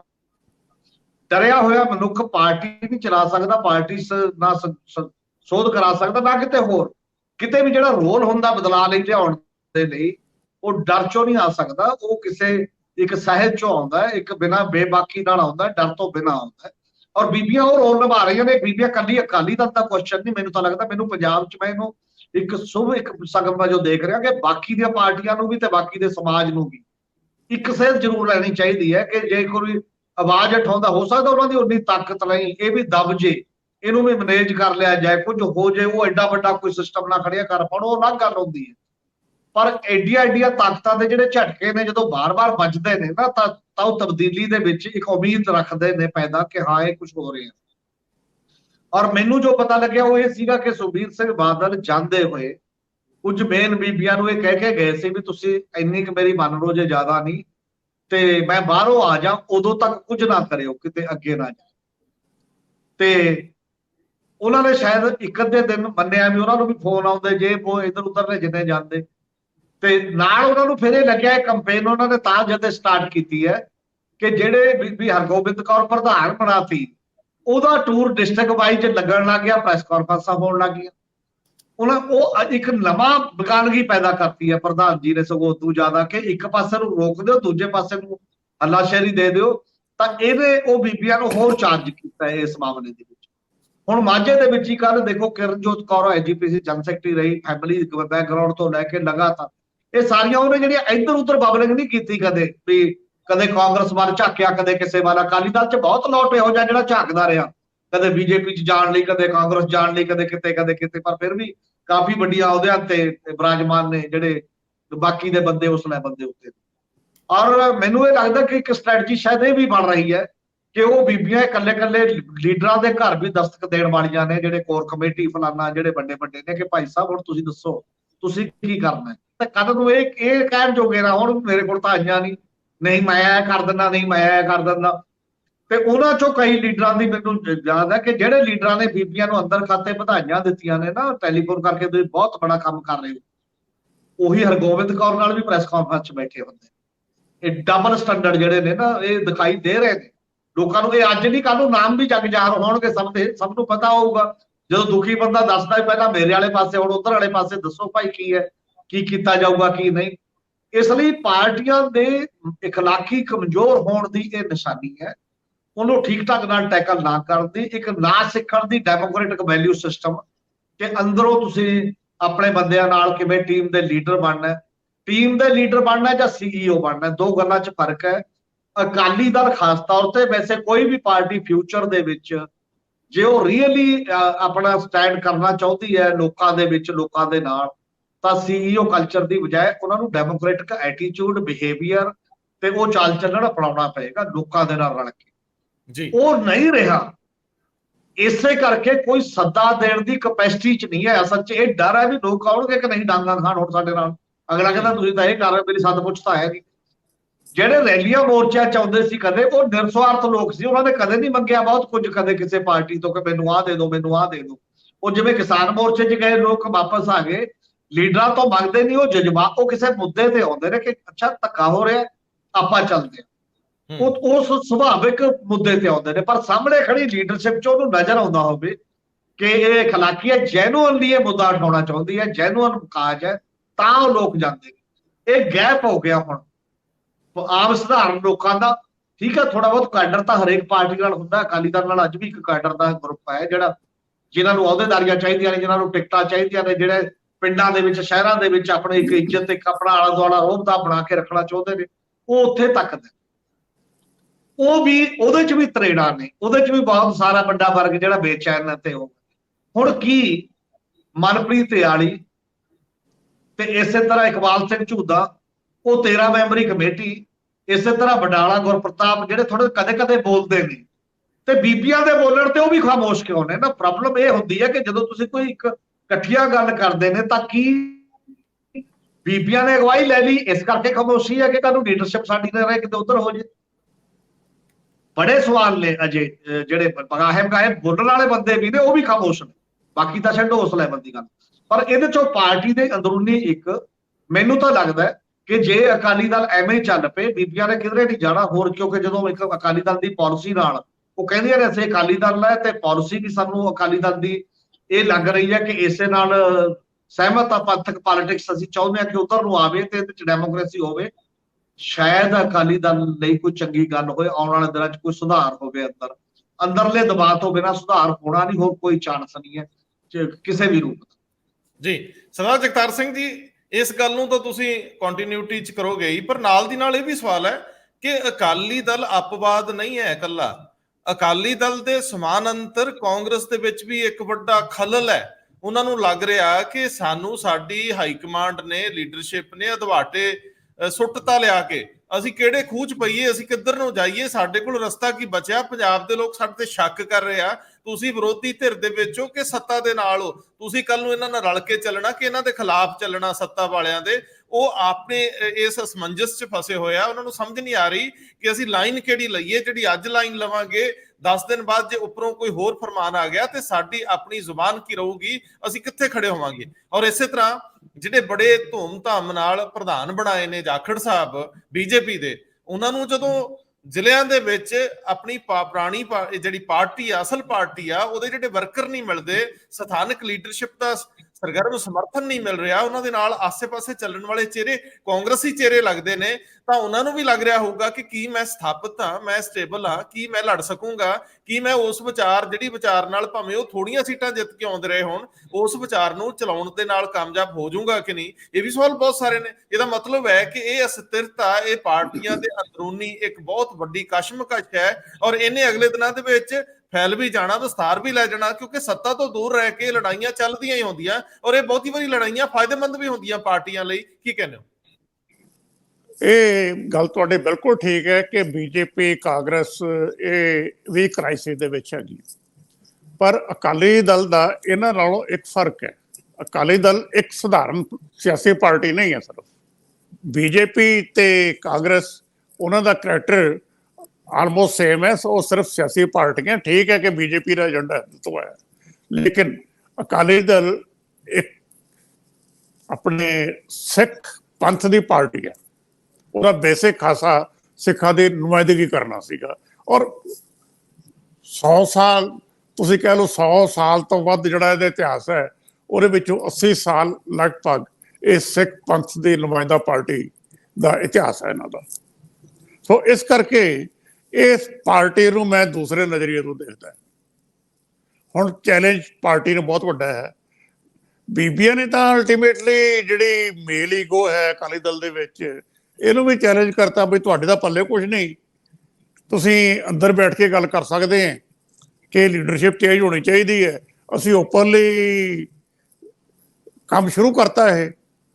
ਆਪਣੀ ਸਪੇਸ ਪਾਰਟੀ ਦੇ ਵਿੱਚ ਉਹਨਾਂ ਨੇ ਆਪ ਬਣਾਉਣੀ ਸ਼ੁਰੂ ਕਰਤੀ, ਜਿਹੜਾ ਬਿਲਕੁਲ ਇੱਕ ਨੈਗਲੈਕਟਡ ਸੈਕਸ਼ਨ ਸੀਗਾ ਪਾਰਟੀ ਦੇ ਵਿੱਚ, ਉਹਨਾਂ ਨੇ ਸਰਸ਼ਨ ਸ਼ੁਰੂ ਕਰਤੀ। ਤੇ ਇਹਦਾ ਚੇਨ ਰਿਐਕਸ਼ਨ ਕੱਲ ਨੂੰ ਹੋਰ ਢੰਗ ਨਾਲ ਵੀ ਹੋ ਸਕਦਾ ਹੈ। ਜਿਹੜੇ ਲੀਡਰ ਝੁੰਦਾ ਕਮੇਟੀ ਦੀ ਰਿਪੋਰਟ ਆਉਣ ਤੋਂ ਬਾਅਦ ਕੰਪਰੋਮਾਈਜ਼ ਕਰਕੇ ਬੈਠ ਗਏ ਸੀਗੇ ਫਾਰ ਵੇਰੀਅਸ ਰੀਜ਼ਨਸ, ਜੇ ਤੁਸੀਂ ਉਹਨਾਂ ਨਾਲ ਪ੍ਰਾਈਵੇਟ ਗੱਲ ਕਰੋ ਤੇ ਕਈ ਵਾਰੀ ਕੁਝ ਗੱਲਾਂ ਸਮਝ ਆ ਜਾਂਦੀਆਂ। ਕਿਸੇ 'ਚ ਹਿੰਮਤ ਹੀ ਨਹੀਂ ਕਿ ਉਹ ਝੰਡਾ ਚੱਕ ਲੈਣ, ਉਹਨਾਂ ਨੇ ਕੰਪਰੋਮਾਈਜ਼ ਕੀਤਾ ਹੋਇਆ, ਜਾਂ ਕੁਛ ਲੋਕ ਇਨਡਿਫਰੈਂਟ ਹੋ ਕੇ ਆਪਣੇ ਘਰ ਬੈਠੇ ਹੋਏ। ਦੋਵੇਂ ਗੱਲਾਂ ਹੈਗੀਆਂ। ਲੇਕਿਨ ਵਿਮਨ ਸੈਕਸ਼ਨ ਇੱਕ ਲੱਗਿਆ ਹੋਇਆ। ਲੇਕਿਨ ਪਾਰਟੀ ਦੀ, ਅਕਾਲੀ ਦਲ ਦੀ ਆਪਣੀ ਕ੍ਰਾਈਸਿਸ ਹੈ। ਹਜੇ ਮੈਨੂੰ ਲੱਗਦਾ ਕਿ ਲੀਡਰਸ਼ਿਪ ਨੂੰ ਹਜੇ ਵੀ ਇਹ ਗੱਲ ਸਮਝ ਨਹੀਂ ਆ ਰਹੀ ਕਿ ਜਿਹੜੀ ਗੜਬੜ ਹੈਗੀ ਸਾਰੀ ਉਹ ਕਿੱਥੇ। ਮੈਂ ਓਵਰ ਸਟੇਟਮੈਂਟ ਸ਼ਾਇਦ ਮੇਰੀ ਇਹ ਹੋਵੇ, ਕਈ ਵਾਰੀ ਸਾਨੂੰ ਵੈਸੇ ਹੀ ਆਪਣਾ ਅੰਦਾਜ਼ਾ ਹੋ ਜਾਂਦਾ ਹੋਰ ਤਰ੍ਹਾਂ ਦੇ ਨਾਲ। ਲੇਕਿਨ ਜੇ ਉਹਨਾਂ ਨੂੰ ਇਹ ਅਹਿਸਾਸ ਹੋਇਆ ਹੁੰਦਾ ਕਿ ਗੜਬੜ ਕਿੱਥੇ ਹੈ ਤੇ ਕੁਛ ਕਰੈਕਟਿਵ ਮੈਜਰਸ ਨਜ਼ਰ ਆਉਣੇ ਸੀਗੇ, ਉਹ ਨਜ਼ਰ ਨਹੀਂ ਆ ਰਹੇ। ਇਹ ਵਿਮਨ ਵਿੰਗ ਦੀ ਬਗਾਵਤ ਤੋਂ ਇਹ ਗੱਲ ਹੋਰ ਵੀ ਕਲੀਅਰ ਹੋ ਗਈ ਹੈ। ਮੈਂ ਹੁਣ ਕਾਂਗਰਸ ਤੇ ਆਉਂਦਾ। ਸਿਰਫ ਪੰਜਾਬ ਕਾਂਗਰਸ ਦੀ ਦਿੱਕਤ ਨਹੀਂ ਹੈ, ਇਹ ਦਿੱਲੀ ਦੀ ਵੀ ਦਿੱਕਤ ਹੈ, ਵੈਸਟ ਬੰਗਾਲ ਦੀ ਵੀ ਦਿੱਕਤ ਹੈ, ਕੇਰਲ ਦੀ ਵੀ ਦਿੱਕਤ ਹੈ। ਜਿਹੜੀਆਂ ਪਾਰਟੀਆਂ ਨੈਸ਼ਨਲ ਲੈਵਲ ਤੇ ਵਿਚਰਦੀਆਂ ਉਹਨਾਂ ਦੀ ਸਮੱਸਿਆ ਇਹ ਹੈਗੀ ਹੈ। ਤੇ ਇਹ ਹੁਣ ਗੱਲ ਤਾਂ ਇਹ ਹੈ ਕਿ ਵੱਡਾ ਇਸ਼ੂ ਕੀ ਹੈ ਕਿ ਇਹ ਸਟੇਟ ਲੈਵਲ ਦੇ ਕੰਪਰੋਮਾਈਜ਼ ਦੇ ਵਿੱਚ ਜਿਹੜਾ ਵੱਡੀ ਥ੍ਰੈਟ ਹੈ ਉਹਨੂੰ ਇਗਨੋਰ ਕਰ ਸਕਦੇ ਆ। ਮਸਲਾ ਨੈਸ਼ਨਲ ਲੈਵਲ ਤੇ ਸਿਰਫ ਦੋ ਵਿਚਾਰਧਾਰਾਵਾਂ ਦਾ ਨਹੀਂਗਾ, ਇੱਕ ਵਿਚਾਰਧਾਰਾ ਦੀ ਹੋਂਦ ਦਾ ਖਤਰਾ ਹੈ। ਉਹਦੇ 'ਚ ਜਿਹੜੀ ਵਿਚਾਰਧਾਰਾ ਨੂੰ ਖਤਰਾ ਹੈ ਉਹ ਸੈਕੂਲਰ ਵਿਚਾਰਧਾਰਾ ਹੈ। ਸੈਕੂਲਰ ਜਿਹੜੀ ਆਈਡੀਓਲੋਜੀ ਹੈ, ਮੈਂ ਕਹਿੰਦਾ 100 ਗਲਤੀਆਂ ਕਾਂਗਰਸ ਨੇ ਕੀਤੀਆਂ। ਕਾਂਗਰਸ ਨੇ ਵੀ as a tool communal party ਆਪਣੀ ਪਾਲਿਸੀ ਨੂੰ ਵਰਤਿਆ ਹੈ। ਲੇਕਿਨ ਇਸ ਵੇਲੇ ਜੋ ਕੁਛ ਨੈਸ਼ਨਲ ਲੈਵਲ ਤੇ ਮਾਹੌਲ ਚੱਲ ਰਿਹਾ ਹੈ ਕਿ ਉਹਦੇ ਵਿੱਚ ਕਿ 2024 ਦੀ ਇਲੈਕਸ਼ਨ ਤੋਂ ਪਹਿਲਾਂ ਅਪੋਜੀਸ਼ਨ ਪਾਰਟੀਆਂ ਡਿਵਾਈਡ ਹੋ ਕੇ ਬੀਜੇਪੀ ਨੂੰ ਕਨਫਰੰਟ ਕਰ ਸਕਦੀ। ਜੇ ਇਹਨਾਂ ਦੀ ਹੋਂਦ ਹੀ ਨਹੀਂ ਬਚੇਗੀ ਤੇ ਸਟੇਟ ਦੇ ਲੀਡਰ ਕੀ ਕਰਨਗੇ, ਇਹਨਾਂ ਦੇ ਪੱਲੇ ਕੀ ਰਹਿ ਜਾਏਗਾ। ਅੱਧੇ ਤਾਂ ਹੁਣ ਵੀ ਬੀਜੇਪੀ ਜੁਆਇਨ ਕਰਨ ਨੂੰ ਫਿਰਦੇ। ਤੁਸੀਂ ਕਿਸੇ ਪਾਰਟੀ ਨੂੰ ਦੇਖ ਲਓ, ਇਹ ਕਾਂਗਰਸ ਪਾਰਟੀ, ਇਹਨਾਂ ਦੇ ਮੈਂ ਨਾਂ ਨਹੀਂ ਲੈਣੇ, ਕੁਛ ਇਤਿਹਾਸ ਦੱਸ ਦਿੰਦਾ। ਪਿੱਛੇ ਜੇ 2 ਸਾਲ ਨਿਗਾਹ ਮਾਰੋ, ਤੁਹਾਨੂੰ ਕਿਤੇ ਕਿਤੇ ਇਨਫੋਰਮੇਸ਼ਨ ਉਹਦੀ ਮਿਲ ਜਾਏ ਕਿ ਫਲਾਣਾ ਲੀਡਰ ਇਨ ਟੱਚ ਹੈ, ਫਲਾਣਾ ਇਨ ਟੱਚ ਹੈ। ਇਹੀ ਹਾਲ ਅਕਾਲੀ ਦਲ ਦਾ ਸੀਗਾ ਕਿਸੇ ਵੇਲੇ। ਸੋ ਇਸ ਕਰਕੇ ਇਹ ਲੀਡਰ ਆਪਣੇ ਪਰਸਨਲ ਇਸ਼ੂਜ਼ ਨਾਲ ਜ਼ਿਆਦਾ ਕੰਸਰਨਡ ਹੈ, ਨਾ ਕਿ ਸਟੇਟ ਦੇ ਵਿੱਚ ਪਾਰਟੀ ਦੇ ਨਾਲ। ਇਹਨਾਂ ਦੇ ਪਰਸਨਲ ਇੰਟਰਸਟ ਵੱਜੇ ਹੋਏ ਆ। ਇਹ ਆਪਣੇ ਪਰਸਨਲ ਇੰਟਰਸਟ ਪ੍ਰੋਟੈਕਟ ਕਰਨ ਵਾਸਤੇ ਇਹ ਸਾਰੇ ਤਰਲੋ ਮੱਛੀ ਹੋ ਰਹੇ। ਉੱਥੇ ਰੌਲਾ ਹੈ। ਜਦੋਂ ਤੁਹਾਡਾ ਅਰੇਂਜਮੈਂਟ ਹੋਏਗਾ, ਹੋ ਸਕਦਾ ਇਹਨਾਂ ਦੇ ਵਿੱਚੋਂ ਕੁਝ ਲੀਡਰ ਡਾਇਰੈਕਟਲੀ ਇਫੈਕਟ ਹੋ ਜਾਣ। ਸੋ ਮੈਂ ਜਿਹੜੀ ਗੱਲ ਪਹਿਲਾਂ ਕੀਤੀ ਹੈ ਵੀ ਮਸਲਾ ਤਾਂ ਹੋਣ ਦਾ ਤੁਹਾਡੀ ਦਾ, ਜੇ ਹੋਣ ਦੇ ਮਸਲੇ ਨੂੰ ਤੁਸੀਂ ਕੰਪਰੋਮਾਈਜ਼ ਕਰ ਲਓਗੇ ਫਿਰ ਤੁਹਾਡੇ ਪਰਸਨਲ ਇੰਟਰਸਟ ਵੀ ਪ੍ਰੋਟੈਕਟ ਨਹੀਂ ਹੋਣਗੇ। ਸੋ ਇੱਥੇ ਦਿੱਕਤ ਇਹ ਹੈ ਜਿਹੜੀ ਗੱਲ ਬੀਜੇਪੀ 'ਚ ਜਾਖੜ ਸਾਹਿਬ ਫੇਸ ਕਰ ਰਹੇ ਆ, ਇਹ ਐਕਸਪੈਕਟਡ ਸੀ। ਜਿਹੜੀ ਕਾਡਰ ਬੇਸ ਪਾਰਟੀ ਹੈ, ਜਦੋਂ ਤੁਸੀਂ ਉਹਦੇ ਵਿੱਚ ਉੱਪਰੋਂ ਲੀਡਰ ਕੋਈ ਇੰਪੋਜ਼ ਕਰੋਗੇ ਤੇ ਥੱਲੇ ਇਹ ਸੋਚੋ ਵੀ ਉਹ ਕਾਡਰ ਕਰੇਗਾ ਕੋਆਪਰੇਟ, ਨਹੀਂ, ਇਹ ਨਹੀਂ ਹੁੰਦਾ। ਆਮ ਪਾਰਟੀਆਂ ਦੇ ਵਿੱਚ ਵੀ ਜਿਹੜੀਆਂ ਕਾਡਰ ਬੇਸ ਨਹੀਂ ਹੈ, ਉਹਦੇ ਵਿੱਚ ਜਦੋਂ ਲੀਡਰਸ਼ਿਪ ਉੱਪਰੋਂ ਇੰਪੋਜ਼ ਕੀਤੀ ਜਾਂਦੀ ਹੈ, ਉਹਦੇ ਵਿੱਚ ਇਹ ਸਮੱਸਿਆ ਆਉਂਦੀ ਹੈ। ਹੁਣ ਦੇਖਣਾ ਵੀ ਕਾਡਰ ਖਾਸ ਕਰਕੇ RSS ਵਾਲਾ ਉਹ ਜਾਖੜ ਜੀ ਨੂੰ ਐਕਸੈਪਟ ਕਰਦਾ ਜਾਂ ਨਹੀਂ ਕਰਦਾ। ਜੀ ਸਰਦਾਰ ਜੀ ਇਹਦੇ ਤੇ ਇੱਕ ਲਾਈਨ ਇਖਲਾਕੀ ਤਾਂ ਮੈਨੂੰ ਇਹ ਲੱਗਦਾ ਕਿ ਤਿੰਨੇ ਪਾਰਟੀਆਂ ਦਾ ਸੰਕਟ ਨਹੀਂ ਹੈ, ਸੱਤਾਧਾਰੀ ਪੰਜਾਬ ਦੀ ਪਾਰਟੀ ਦਾ ਵੀ ਸੰਕਟ ਹੈ, ਆਮ ਆਦਮੀ ਪਾਰਟੀ ਦਾ। ਉਹ ਕੀ ਹੈ? ਉਹ ਵੀ ਇਖਲਾਕੀ ਸੰਕਟ ਹੈ ਬਹੁਤ ਬੜਾ। ਆਮ ਆਦਮੀ ਪਾਰਟੀ ਇਹ ਕਹਿ ਕੇ ਆਈ ਸਾਰੀਆਂ ਪਾਰਟੀਆਂ ਨੂੰ ਰਿਜੈਕਟ ਕਰਕੇ ਕਿ ਸਾਰੀਆਂ ਕਰਪਟ ਨੇ, ਸਾਰੀਆਂ ਕੋਲ ਕੋਈ ਲੋਕਾਂ ਦੇ ਲਈ ਦੇਣ ਨੂੰ ਨਹੀਂ, ਅਸੀਂ ਇੰਡੀਪੈਂਡੈਂਟ। ਜਦੋਂ ਪਹਿਲੀ ਸਰਕਾਰ ਬਣੀ ਸੀ ਆਮ ਆਦਮੀ ਪਾਰਟੀ ਦੀ 2013 ਚ ਦਿੱਲੀ ਚ, ਉਦੋਂ 8 ਕਾਂਗਰਸ ਦੇ ਐਮਐਲਏ ਸੀ, ਬਾਹਰੋਂ ਉਹਨਾਂ ਨੇ ਸਪੋਰਟ ਆਪਣੇ ਆਪ ਦਿੱਤੀ ਹੈ, ਕਹਿੰਦੇ ਅਸੀਂ ਮੰਗਦੇ ਨਹੀਂ, ਚਾਹੇ ਅੰਡਰਹੈਂਡ ਐਗਰੀਮੈਂਟ ਕੀਤਾ ਕੀ ਨਹੀਂ ਕੀਤਾ ਉਹ ਅਲੱਗ ਸੀ।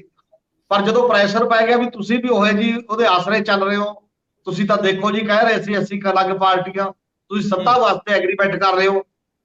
ਕੇਜਰੀਵਾਲ ਉਹਨਾਂ ਨੇ ਰਿਜ਼ਾਈਨ ਕਰਕੇ ਫਟਾਫਟ ਛਾਲ ਮਾਰਤੀ ਪਾਰਲੀਮੈਂਟ ਇਲੈਕਸ਼ਨ ਚ, ਬਨਾਰਸ ਜਾ ਕੇ ਨਰਿੰਦਰ ਮੋਦੀ ਦੇ ਖਿਲਾਫ ਖੜੇ ਹੋ ਗਏ ਸੀ। ਉਸ ਤੋਂ ਬਾਅਦ ਫਿਰ ਪ੍ਰਚਾਰਿਆ ਕਿ ਪ੍ਰਾਈਮ ਮਿਨਿਸਟਰ ਦਾ ਕੈਂਡੀਡੇਟ ਕੰਟਰੀ ਦੇ ਵਿੱਚ ਨਰਿੰਦਰ ਮੋਦੀ ਹੈ, ਸਾਡਾ ਕਿਸੇ ਪਾਰਟੀ ਨਾਲ ਕੋਈ ਅਲਾਇੰਸ ਨਹੀਂ।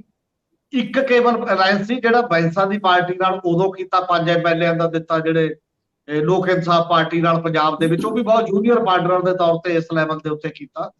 ਔਰ ਕੀ ਹੁਣ ਜਿਹੜੇ ਅਲਾਇੰਸ ਤੁਸੀਂ ਜਾ ਰਹੇ ਹੋ, ਜਿਹੜਾ ਤੁਹਾਡਾ ਉਹ ਮੋਰਲ ਹਾਈ ਮੋਰਲ ਸਟੈਂਡਰਡ ਸੀ, ਤੁਹਾਨੂੰ ਪ੍ਰੈਕਟੀਕਲ ਪੋਲਿਟਿਕਸ ਨੇ ਉਹ ਸਾਰੇ ਸਟੈਂਡਰਡ ਨੀਚੇ ਕਰ ਲੈ ਪਾਉਣਾ ਹੋ ਗਏ ਨਾ, ਉਹ ਸਟੈਂਡਰਡ ਕਿ ਨਹੀਂ ਹੋ ਗਿਆ ਜੀ?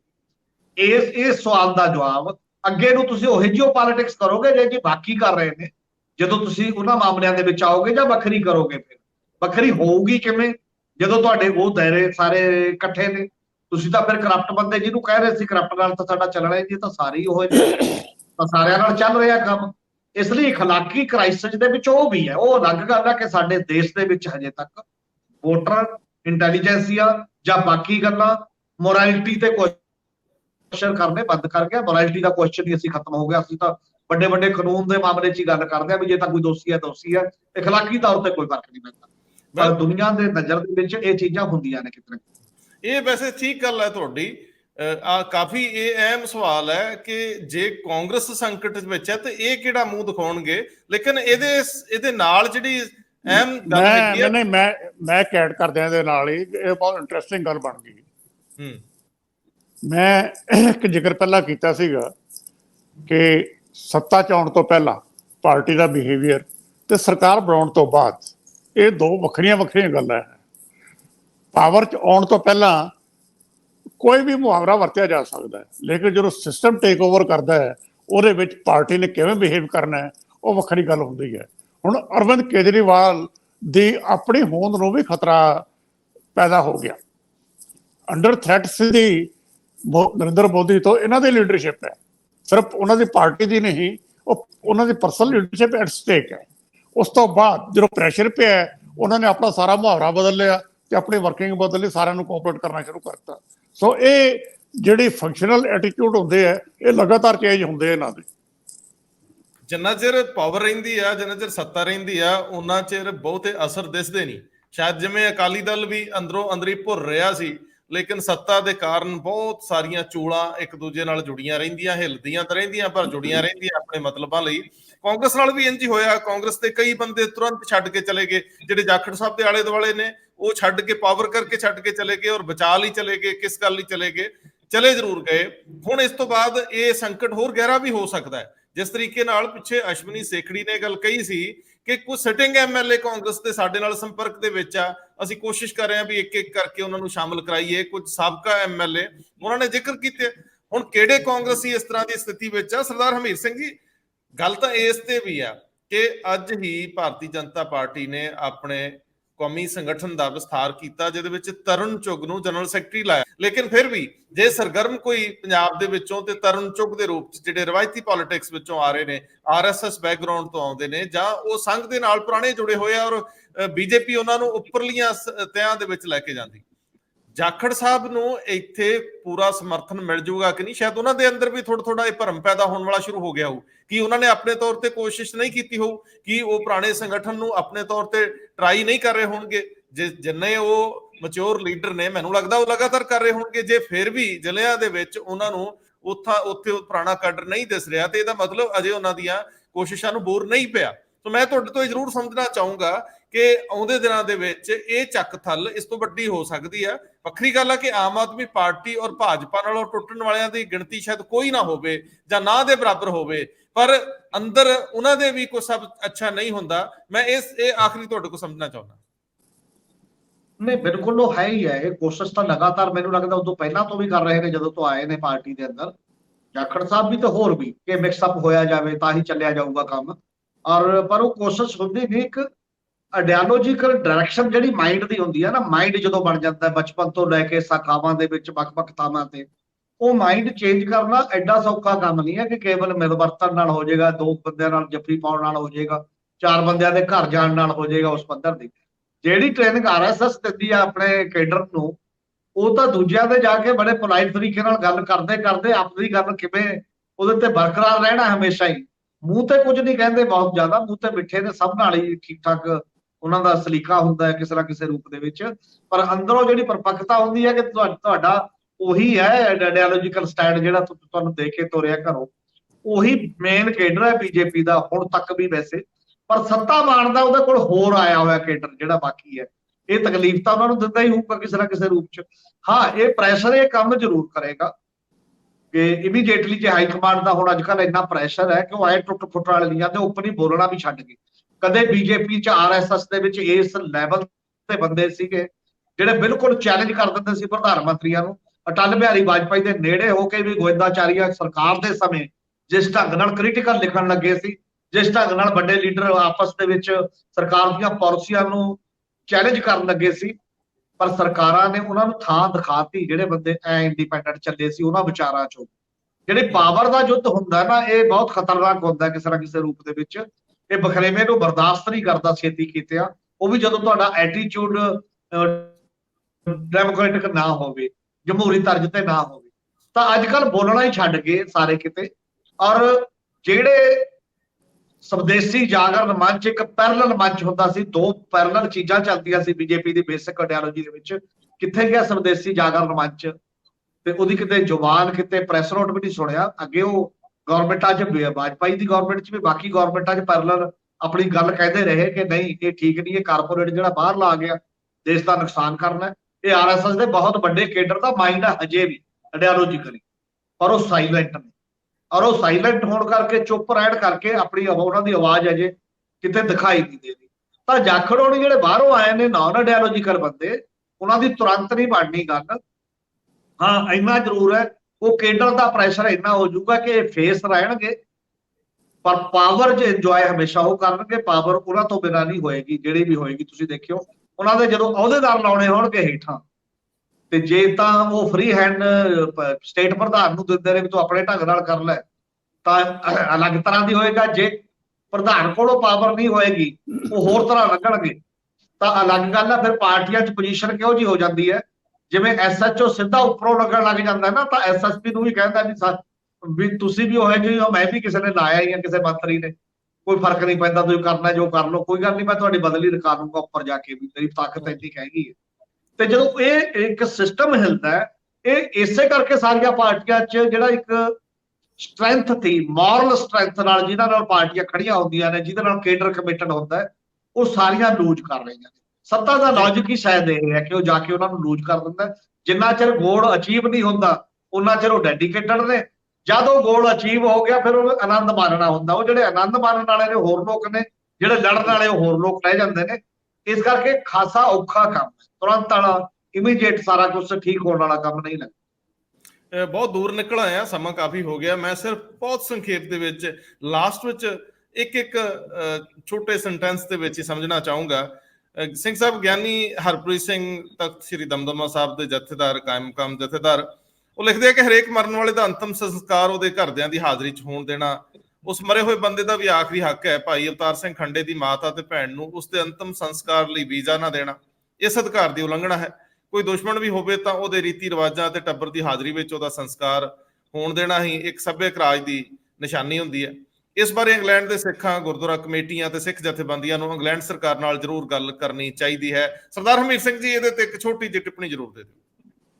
ਮੈਨੂੰ ਤਾਂ ਬਿਲਕੁਲ ਇਹ ਦੁਨੀਆ ਦਾ ਵੀ ਦਸਤੂਰ ਆ, ਸਾਡੀ ਵੀ ਲਾ ਹੈ। ਜਦੋਂ ਵੀ ਕੋਈ ਨੇੜਲੇ ਬੰਦੇ ਦੀ ਡੈਥ ਹੁੰਦੀ ਹੈ, ਭਾਵੇਂ ਉਹ ਮਿਲੀਟੈਂਸੀ ਦੇ ਤਹਿਤ ਕਿਤੇ ਇਹੋ ਜਿਹੇ ਐਕਟ ਦੇ ਤਹਿਤ ਆਉਂਦਾ ਨਾ, ਤਾਂ ਜੇਲ੍ਹ ਚੋਂ ਵੀ ਲਿਆਉਂਦੇ ਨੇ ਉਸ ਸਮੇਂ ਕ੍ਰਿਮੇਸ਼ਨ ਦੇ ਉੱਤੇ, ਔਰ ਉਹਦੇ ਅਰਦਾਸ ਸ਼ਾਮਲ ਹੁੰਦੇ ਨੇ। ਕੋਈ ਇਹ ਨਹੀਂ ਹੈ ਕਦੇ ਕਦੇ ਕਰਦੀਆਂ ਨੇ ਸਾਡੀਆਂ। ਅਫਜ਼ਲ ਗੁਰੂ ਦਾ ਬਹੁਤ ਰੌਲਾ ਪਿਆ ਸੀ, ਉਹਦੇ ਪਰਿਵਾਰ ਨੂੰ ਕਿਉਂ ਨਹੀਂ ਦਿੱਤਾ ਗਿਆ, ਰਾਤ ਨੂੰ ਫਾਂਸੀ ਉੱਥੇ ਕਿਉਂ ਦਵਾ ਦਿੱਤਾ ਗਿਆ, ਉਹ ਇੱਕ ਮਿਨੋਰਟੀ ਕਰਕੇ ਅਲੱਗ ਟਾਈਪ ਦਾ ਹੋ ਗਿਆ। ਬਹੁਤ ਥਾਵਾਂ ਦੇ ਉੱਤੇ ਇਹ ਨਾਰਮਲ ਇੱਕ ਰਿਵਾਜ ਹੈ ਕਿ ਜਿਹੜਾ ਬੰਦੇ ਦੀ ਡੈਥ ਹੋ ਗਈ, ਉਹ ਬੰਦੇ ਨਾਲ ਚਾਹੇ ਉਹ ਕ੍ਰਿਮੀਨਲ ਸੀ ਚਾਹੇ ਨਹੀਂ ਕ੍ਰਿਮੀਨਲ ਸੀ, ਉਹਦੇ ਨਾਲ ਤੁਹਾਡਾ ਉਹ ਲੈਣ ਦੇਣ ਖਤਮ ਹੋ ਜਾਂਦਾ, ਮਤਲਬ ਕੋਈ ਗੱਲ ਨਹੀਂ। ਫਿਰ ਬਾਅਦ ਦੀਆਂ ਰਸਮਾਂ ਜਿਹੜੀਆਂ ਅੰਤਮ ਰਸਮਾਂ ਨੇ, ਤੁਸੀਂ ਪਰਿਵਾਰਾਂ ਨੂੰ ਮੌਕਾ ਦਿੰਦੇ ਹੋ, ਪਰਿਵਾਰਾਂ ਨੂੰ ਰੋਕਦੇ ਨਹੀਂ, ਸਗੋਂ ਫੈਸਿਲਿਟੇਟ ਕਰਦੀਆਂ ਨੇ ਗਵਰਨਮੈਂਟਾਂ, ਤਾਂ ਕਿ ਉਹ ਰਜਸਾਂ ਕੰਟੀਨਿਊ ਨਾ ਕਰਨ। ਇੱਕ ਸਭਿਅਕ ਸਮਾਜ ਦੇ ਵਿੱਚ ਜੋ ਤੁਹਾਡੀਆਂ ਪ੍ਰਥਾਵਾਂ ਹੁੰਦੀਆਂ ਨੇ, ਉਹ ਕਾਨੂੰਨ ਤੋਂ ਵੀ ਕਈ ਵਾਰ ਉੱਚੀਆਂ ਹੁੰਦੀਆਂ ਨੇ, ਉਹਨੂੰ ਲੋਕ ਉਸ ਪਾਸੇ ਤਵੱਜੋ ਦਿੰਦੇ ਨੇ ਉਹਦੀ। ਔਰ ਇਸ ਮਾਮਲੇ ਦੇ ਵਿੱਚ ਵੀ ਉਵੇਂ ਹੋਣਾ ਚਾਹੀਦਾ ਹੈ, ਕੋਈ ਵੱਖਰਾ ਮਾਮਲਾ ਨਹੀਂ, ਇਹ ਬਹੁਤ ਬੜਾ ਹਿਊਮਨ ਰਾਈਟਸ ਦਾ ਤੇ ਸਾਡੀ ਟ੍ਰੈਡੀਸ਼ਨ ਦਾ ਮਾਮਲਾ। ਸਰਦਾਰ ਜਗਤਾਰ ਸਿੰਘ ਜੀ, ਇਹ ਬ੍ਰਿਟਿਸ਼ ਗਵਰਨਮੈਂਟ ਇਹਦੇ ਨਾਲ ਕੰਸਰਨਡ ਹੈ ਸਾਰੀ ਗੱਲ ਤੇ ਆ ਕੇ। ਇੰਡੀਆ ਗਵਰਨਮੈਂਟ ਦਾ ਤਾਂ ਮੇਰੇ ਖਿਆਲ 'ਚ ਕੋਈ ਬਹੁਤਾ ਰੋਲ ਹੈ ਨਹੀਂ ਗਾ ਇਹਦੇ 'ਚ। ਵੀਜ਼ਾ ਬ੍ਰਿਟਿਸ਼ ਗਵਰਨਮੈਂਟ ਨੇ ਦੇਣਾ ਹੈ। ਪ੍ਰੈਕਟਿਸ ਨਾਰਮਲ ਹੁੰਦੀ ਹੈ ਕਿ ਈਵਨ ਐਮਰਜੈਂਸੀ ਜੇ ਕੋਈ ਬਿਮਾਰ ਬੂਰ ਹੋਵੇ ਟੱਬਰ ਦਾ ਜੀ, ਤੇ ਐਮਰਜੈਂਸੀ ਵੀਜ਼ਾ ਦੇ ਦਿੱਤਾ ਜਾਂਦਾ ਹੈ। ਟੈਕਨੀਕਲੀ ਕਿਉਂ ਗੱਲ ਰੁਕੀ ਹੋਈ ਹੈ ਇਹ ਮੈਨੂੰ ਪਤਾ ਨਹੀਂ, ਲੇਕਿਨ ਹਿਊਮਨ ਰਾਈਟਸ ਤੇ ਡਿਗਨਿਟੀ ਆਫ ਦੀ ਡੈਡ ਇਹ ਡਿਮਾਂਡ ਕਰਦੇ ਹੈ ਕਿ ਪਰਿਵਾਰ ਨੂੰ ਵੀਜ਼ਾ ਦਿੱਤਾ ਜਾਵੇ ਤਾਂ ਕਿ ਉਹਦਾ ਅੰਤਮ ਸੰਸਕਾਰ ਆਪਣੇ ਹੱਥੀਂ ਕਰ ਸਕਣ। ਬਹੁਤ ਮਿਹਰਬਾਨੀ, ਬਹੁਤ ਧੰਨਵਾਦ। Thank you. ਸ਼ੁਕਰੀਆ ਜੀ।